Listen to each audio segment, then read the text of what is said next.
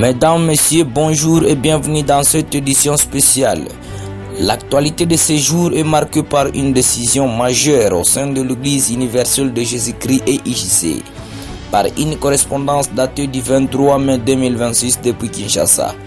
La représentation légale de l'EIJC a annoncé la suspension à titre conservatoire de l'ensemble du staff dirigeant de la région ecclésiastique de Kongolo située dans la province du Tanganyika. Une décision signée par le représentant légal de l'institution, l'apôtre Boniface Lumpungo Kapata. Pour comprendre les raisons de cette crise, nous retrouvons les motifs évoqués dans le document officiel. La haute hiérarchie de l'EIJC dénonce une gestion caractérisée par des conflits récurrents et conflits qui ont mené à la perturbation répétée des cultes, à des accusations et arrestations arbitraires devant les tribunaux civils, ainsi qu'à des trafics d'influence, des actes jugés contraires à l'éthique chrétienne, à la discipline ecclésiastique et à l'esprit de fraternité. En conséquence, de mesures strictes frappent désormais les membres du staff suspendus jusqu'à nouvel ordre et leur formellement interdit d'agir ou de prendre une quelconque décision au nom de l'Église, d'utiliser les attributs, les sceaux ou les documents officiels liés à leur ancienne fonction et de convoquer ou présider de réunions engageant l'Église au niveau de la région de Kongolo. Pour éviter un vide administratif et spirituel, la représentation légale a nommé un intérimaire, c'est l'apôtre Kenge Saloum, qui prend la tête de la région ecclésiastique de Kongolo en qualité d'animateur du staff dirigeant. Ses missions principales sont claires et urgentes: restaurer la paix et promouvoir la réconciliation au sein de la communauté, coordonner les activités avec le soutien des personnes neutres et impartiales, veiller au respect des statuts et du règlement intérieur de l'Église et faire régulièrement rapport au bureau suprême par le biais du représentant provincial du Tanganyika. Cette décision a été transmise pour une information aux instances de Lubumbashi, notamment à la coordonnatrice de la chefferie spirituelle ainsi qu'au conseiller général de l'EIJC. Retour en image sur le temps fort d'une journée dominicale merveilleuse vécue ce dimanche 24 mai 2026 au sein de notre région ecclésiastique de Kongolo. Un culte dominical empreint de joie et de communion. Le culte d'hier s'est déroulé dans une atmosphère de ferveur et de joie immense. La communauté s'est mobilisée en masse, marquant une communion intergénérationnelle remarquable. On note la présence chaleureuse des chrétiens de la première promotion, de ceux de troisième et quatrième génération, ainsi que d'une multitude de croyants venus louer le Seigneur dans l'unité. Une cérémonie officielle de remise et reprise, le respect des institutions, l'événement majeur de ce week-end reste la cérémonie officielle de remise et reprise. Un acte fort qui témoigne du profond respect de notre communauté envers les autorités de l'Église, comme vous pouvez voir sur ces images. Alléluia!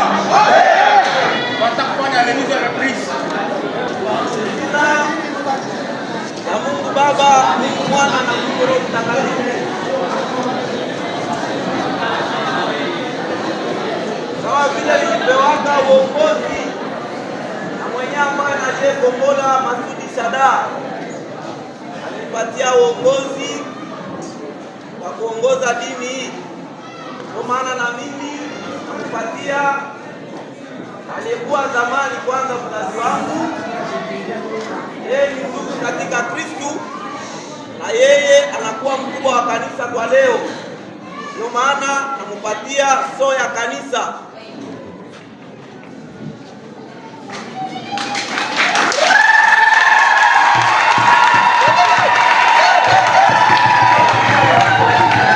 Hii ni mikanda ya maparcele ya kanisa.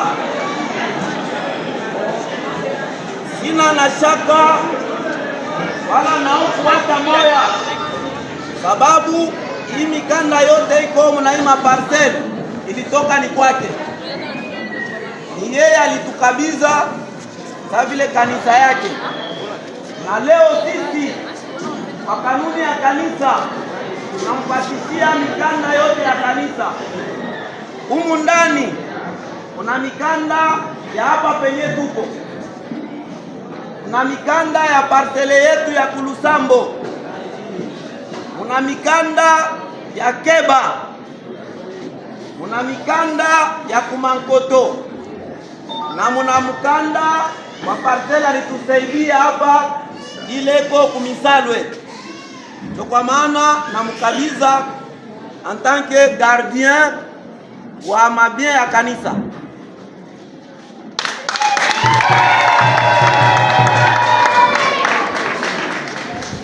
Na hiyo ndio makanuni ya kanisa yetu.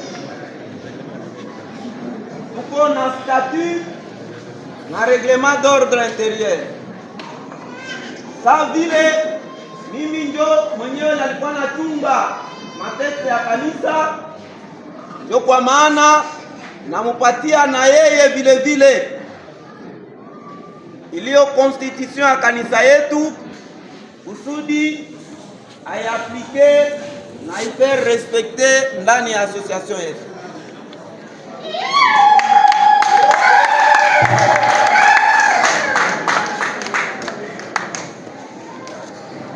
Ya mwisho ambaye tunaweza kumupatishia ni kumwombea Mungu aliyeumba mbingu na nchi ampatishie nguvu, uwezo, mamlaka na utawa kusudi apate kusimamisha bendera ya Bwana mahali pote atakapokuwa kupitia kwa tamko na tendo yake mjina la Bwana. Amina. Cette transition a été supervisée et actée par le représentant de l'église, Papa Ngongo Ngenda Faustin. Loin des longs discours sur les pragmatismes qui a primé, l'équipe choisie pour assumer cette période transitoire avec à sa tête le nouveau représentant intérimaire a été accueilli dans l'enthousiasme général et bel et bien adopté par toute la population locale de la région ecclésiastique de Kongolo. Prenant la parole, le représentant intérimaire, l'apôtre Kenje Saloum, a tenu à lancer un message d'exhortation ferme et sans équivoque à l'attention de chaque chrétien. Il a insisté sur la nécessité absolue d'abandonner la culture du mensonge et des rapports biaisés auprès de la hiérarchie. L'apôtre a adopté un constat regrettable aujourd'hui. De nombreux fidèles court-circuitent la voie hiérarchique en contactant directement les plus hautes autorités. Il a rappelé l'importance de la discipline ecclésiastique. Les communications doivent suivre les canaux officiels et passer par la province. C'est à la province de faire son travail dans le respect de l'ordre établi pour que la paix et la sagesse règnent durablement dans notre église. C'est la fin de ces flashs d'informations. Merci de l'avoir suivi sur nos antennes. Restez connectés sur Radio GC Congolo Info pour la suite de nos programmes. Très bonne journée à tous et que Dieu vous bénisse.